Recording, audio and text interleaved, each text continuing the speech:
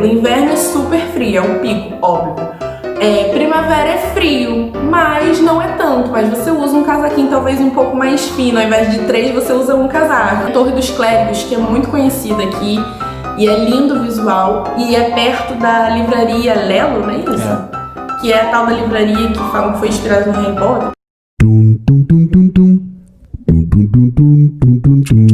Cheguei, né, na parte mais importante, que eu acho que é o que todo mundo me pergunta e acredito que vocês tenham bastante curiosidade. Não deixei pro final de propósito, tá? É porque eu achei que deveria falar primeiro sobre os assuntos anteriores. Mas pronto, vamos falar sobre quanto custa. O salário mínimo de Portugal é um dos mais baixos salários mínimos da Europa, não é isso? Correto.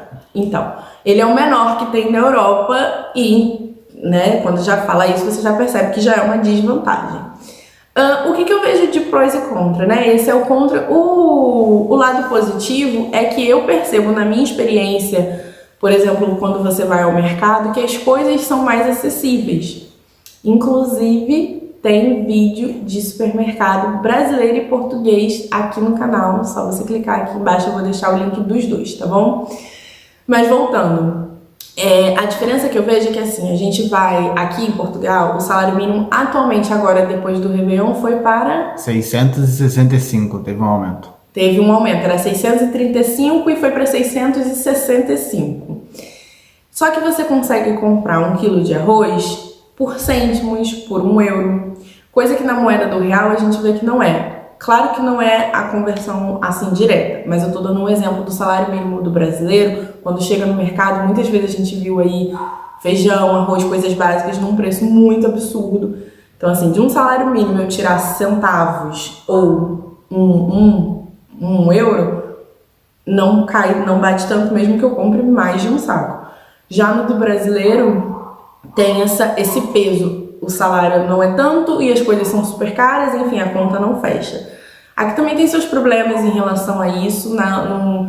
Eu vou falar sobre os aluguéis, que também é uma desvantagem, mas assim, tudo tem seu pró e seu contra, assim como no Brasil também, tá, gente? Não tô aqui falando mal do Brasil, não. Eu sei que tem muita coisa do Brasil também que vale a pena. As compras do mês, por exemplo, você consegue fazer compras do mês com as coisas que você precisa num valor ok.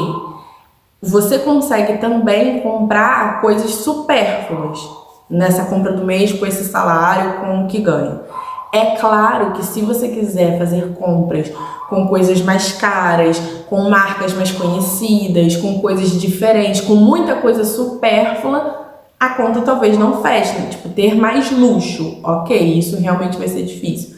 Mas você consegue comprar coisas gostosas, de qualidade, consegue comprar um biscoito, um sorvete, uma coisinha assim, né? E o seu arroz, o seu feijão, o seu açúcar, que são as coisas necessárias, sem desespero, como algumas vezes a gente já viu no Brasil. Eu falei isso, eu tô meio repetitiva, mas eu não tô julgando, eu tô comparando um pouquinho, ok? Sobre aluguel.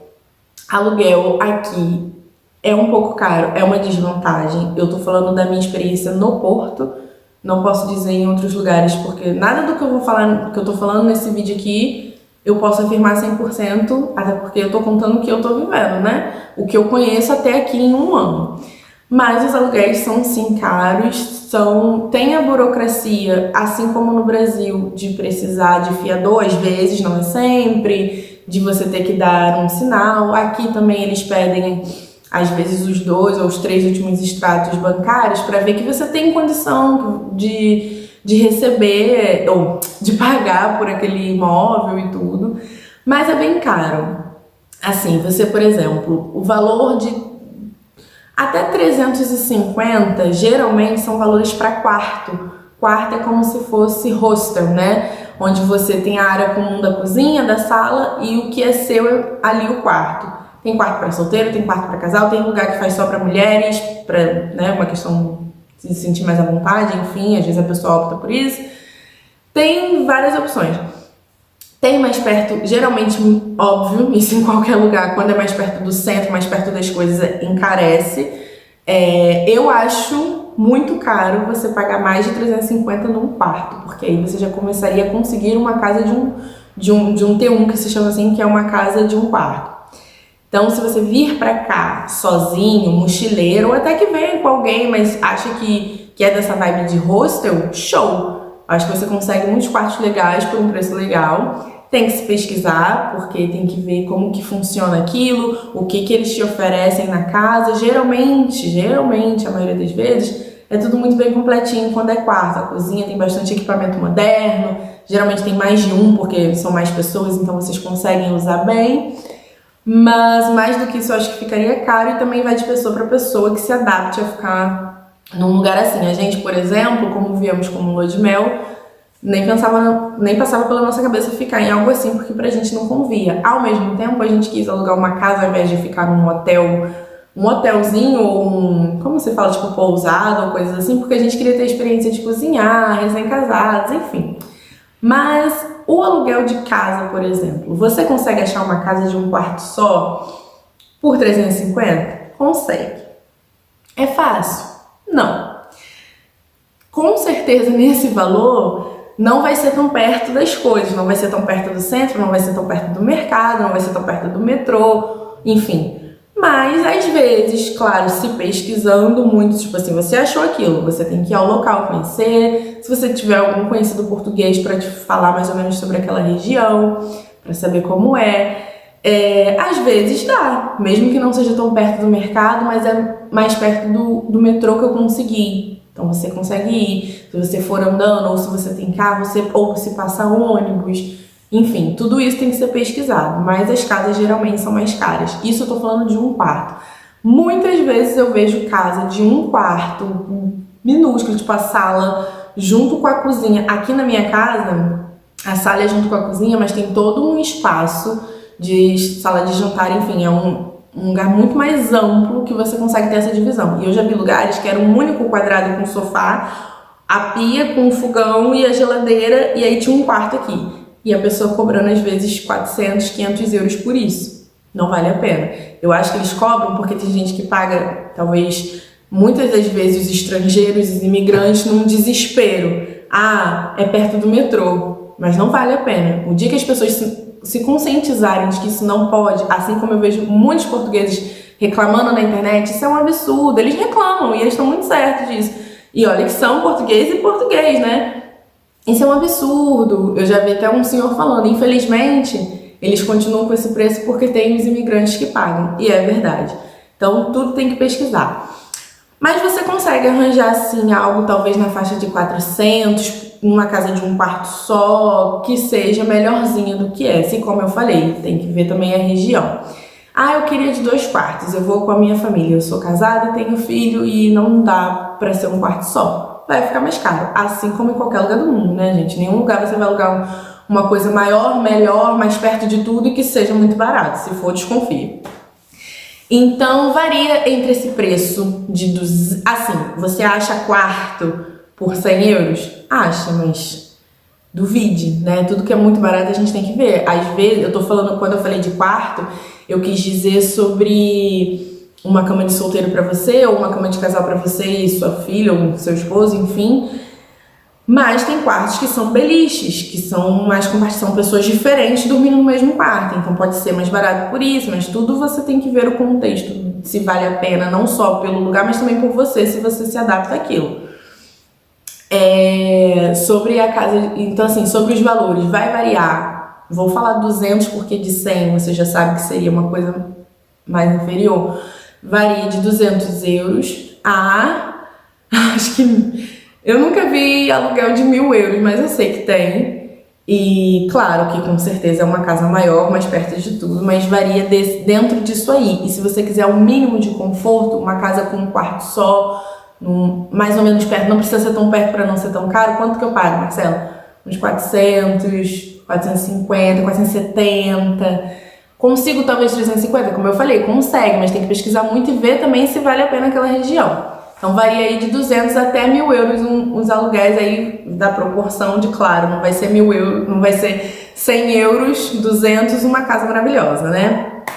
Tá, sobre, eu gostaria de trabalhar ou eu gostaria de comprar um imóvel, de ter uma coisa fixa, comprar um carro, como é que eu faço? Tá.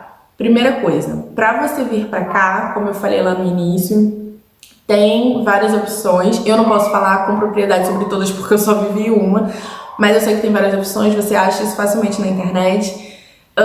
Se você quiser vir como turista e de repente colocar currículo e for chamado, você vai vir como turista. Você pode ficar até 3 meses em Portugal como turista. Não precisa de visto para entrar. Só que você tem que comunicar Portugal quando você arranjar esse emprego para atualizar os seus status, que foi o que eu fiz, de turista para, o meu caso, o título de residência. Se você for aplicar, se você não tem ninguém, você não é casado com nenhum português e se conseguir um emprego, você vai aplicar o visto de trabalho, que foi o que eu falei também lá atrás.